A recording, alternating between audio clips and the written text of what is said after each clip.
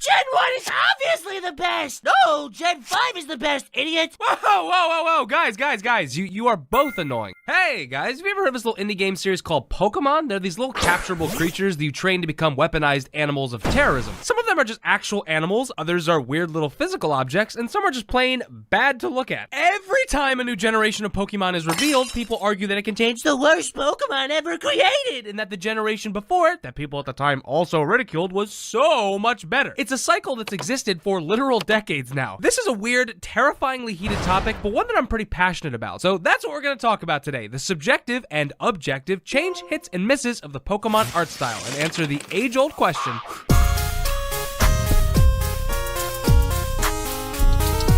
Alright, first, we gotta talk about, does Pokemon even have an art style to begin with? What characteristics does a Pokemon need to have to adhere to the most popular franchise's design philosophy? Because the design style created by Ken Sugimori and his connected team surely is not where we've landed now. There's been a gradual departure from the initial design principles of Generation 1, and that might be hard to notice if you jumped into Pokemon later in the franchise, because yeah, they all have animals and faceless thingamabobs and doohickeys, but they're not all built equally or with the same parts.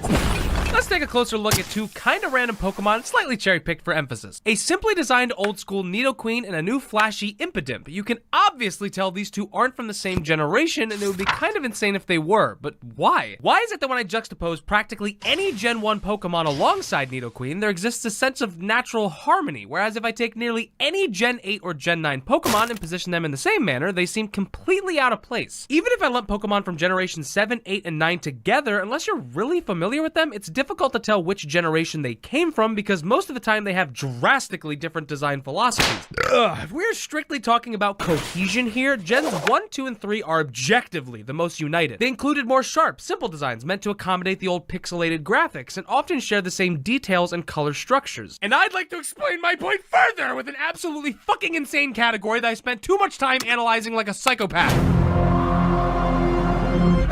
Hey, hear me out, stop laughing at me, I swear I have a point here, I'm not stupid! You might think this is inconsequential, but the eyes of a Pokemon hold far more weight than you may realize. If you look closely at the first few hundred Pokemon, you can see a clear pattern in how they designed their eyes. The vast majority had these angular-shaped eyes with black pupils and often red accents, and if the Pokemon had an evolution line, the eyes would start in a more cute rounded manner and get more angular as they evolve. You can see this effect with almost every Pokemon in the first generation, the only outliers being the subcategory of dot and line eyes that also sometimes follows the previous rule as seen with the Alakazam evolutionary line. This pattern can be followed into the second and third generations and starts to somewhat fade in the fourth and gets a little rocky when we enter the fifth. So, if we take the original eye structure from the first generation and break it down into 4 categories, we have the classic eye shapes, their alternate slightly different versions, dot or line eyes, and completely unique eyes or Pokemon that have no eyes at all. I can't see anything! Why did God make me like this? These 4 categories would mostly stay strong throughout the first 500 Pokemon or so, even with the addition of colored variants like the Aggron and Sceptile lines, and them falling slightly in love with the filled black eyes with white shines, which you can see most of them in the 3rd generation. But what we can clearly see is the eyes of Pokemon had a consistency within their own generation, and any unique eyes were used for emphasis to show a Pokemon's weird nature or creepiness, like with Sableye, Dustox, Spinda, Spiritomb, Watchog, Starmie, and even Esper later on. These Pokemon purposely have weird eyes as a personality trait. But when you get to the 7th generation, the majority of Pokemon have completely different eyes and evolutionary design structures. While Pokemon like Zorora retain the classic original eye shape and the Incineroar line showcases a colored variant reminiscent of the mid-early generations, the majority rule that once prevailed has now shifted to become the minority. The generational cohesion is now gone. Now, is this bad? Is it stupid to like later gen Pokemon? Of course not. Gen 8 gave me Appleton, and for that, I am forever grateful.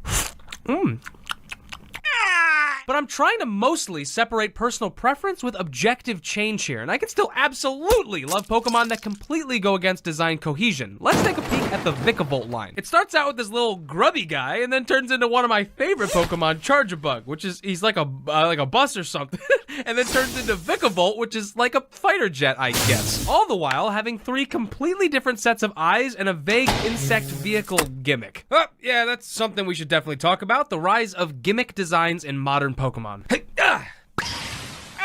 Whoa, what the hell? That's not a Pokemon, it's... Today's sponsor. My singing monsters, everybody. You like that? You like little fellas, huh? Little dudes that scream. Well, boy, do I got 'em. Step right up, we've got this little bastard. And don't forget about this damn thing. Oh, you're talking to me. Babe. Oh, gee whiz, I love these funky little dudes, but I wish their thunderous screams could harmonize to create music. In a world of mobile games that make literally no sense at all, Protect the village by popping the zombie pimples and while your parents are getting divorced in the background. Also, I have a big dump truck fat ass. I'm genuinely excited to be sponsored by a classic OG that everyone's happily familiar with, where the entire premise is collecting zany little creatures and forcing them to make music for you like some cruel, unforgiving god. So, if you're weird like me and want to make your own little Goblin music. click the link in my description and use code CircleTunes for a special in-game gift. All right, back to it. Outside of the obvious low-hanging fruit that is the purposely ugly-looking extra-dimensional Ultra Beasts, Which I could make an entire fucking video on how awful these things are. we've also seen a gradual increase in Pokemon that have gimmicks or weird one-note design elements. Call it an inevitable product of time or idea scarcity, but that seems to be the case. Early generations got the unfair advantage of being the first to do everything, so they could get away with being as simple as they wanted. This is a seal. Yes. His name is Seal. A bird, a bug, a grass, a ghost. You seemingly can't get away with just being a ghost now. Now your ghost Pokemon needs to be a ghost dragon that's simultaneously based off of an ancient tetrapod and a US military modern-day B-2 stealth bomber.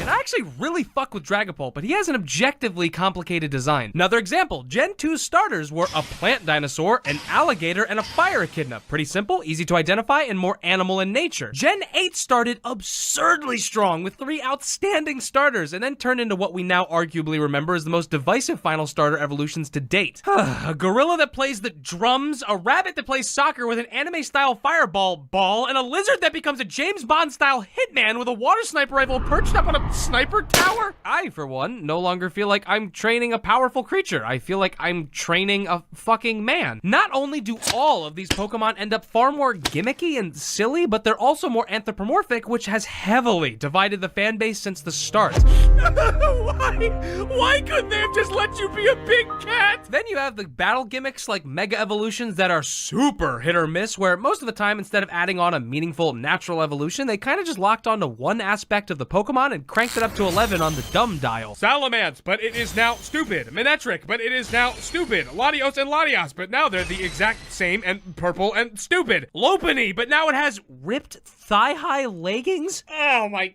god, who did this? Whose choice was this? Hey. Same sort of deal with the Gigantamax stuff. Outside of a few bangers like Fat Pikachu or Snorlax with an entire park on his stomach, it's pretty one note. Guy is now big guy! And don't even get me started on the goofy fucking terrible stylized shit where they just slapped a fucking dumbass crystal hat on the fucking thing. I don't know, it all just starts to feel more tacky and two-dimensional. Wait! Is that a segue? Oh shit, it's the big one. This is the part where you really feel the age of the series. Oh, my knees hurt. 2D sprite-based Pokemon versus 3D fully animated Pokemon. And yes, I put massive quotation marks on the word animated because, whoa, it's not very good. Whether you label it as a graphical issue, a hardware limitation, or a production crunch problem, the outcome remains the same. The newly released Pokemon consistently receive poor representation. Pokemon that used to have dynamic, static poses are often reduced to just standing there, which would be fine if they had extremely polished dynamic attack animations to brighten up the downtime. But even then, most of the time they have a handful of basic animations, sometimes literally just model tilts and hops. See, before Game Freak went all third dimension on us, simple animations were good enough, not only because of the graphical limitations, but because the pixelated style allowed your imagination to run wild and is still beloved by many. How I saw my Pokemon battles back in the day? How they actually look? How I see my Pokemon battles now? How they actually look? But is this purely nostalgia taking over my mind like a heavily evolved cordyceps?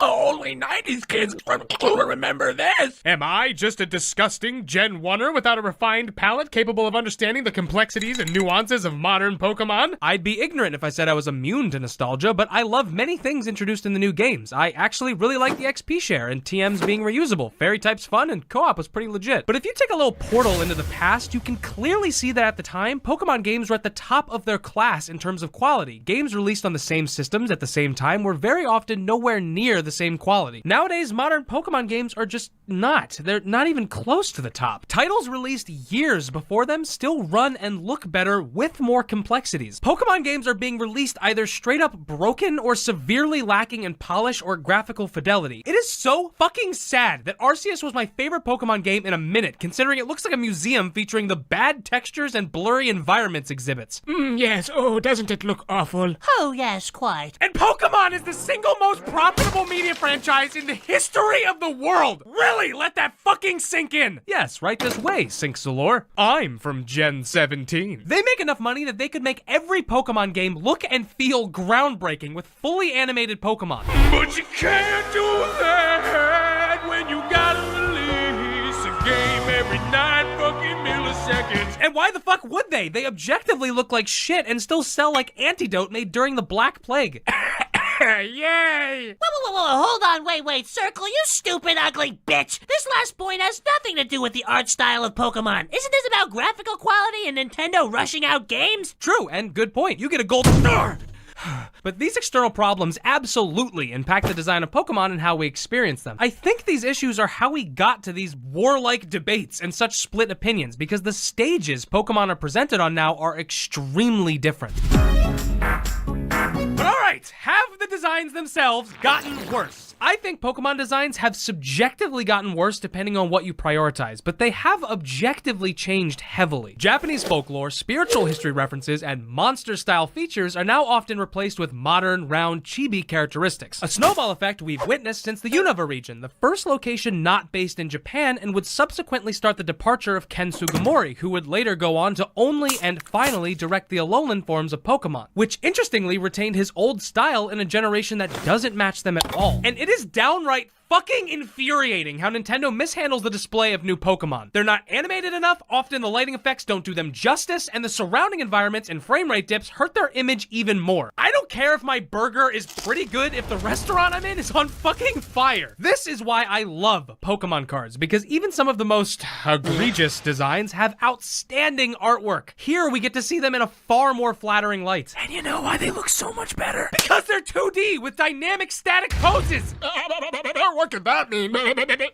So, in summary class, Pokemon designs have changed pretty drastically over the years, but it's up to you as the player to figure out what priorities you have. Do you enjoy monstrous animalistic creatures or more cutesy anthropomorphic dudes? Do you like generations that share the same aspects and characteristics, or do you prefer gens that have completely wild, diverse design elements? Both, I think, are honestly fair, and I think I outlined the objective changes made to help you arrive to that conclusion, and honestly, most of the time your favorite generations are just the ones that accompanied you on your first few journeys. But what do I personally think? Do I think the new generations suck? Well, I think I made my point, but if you must know, I think they're...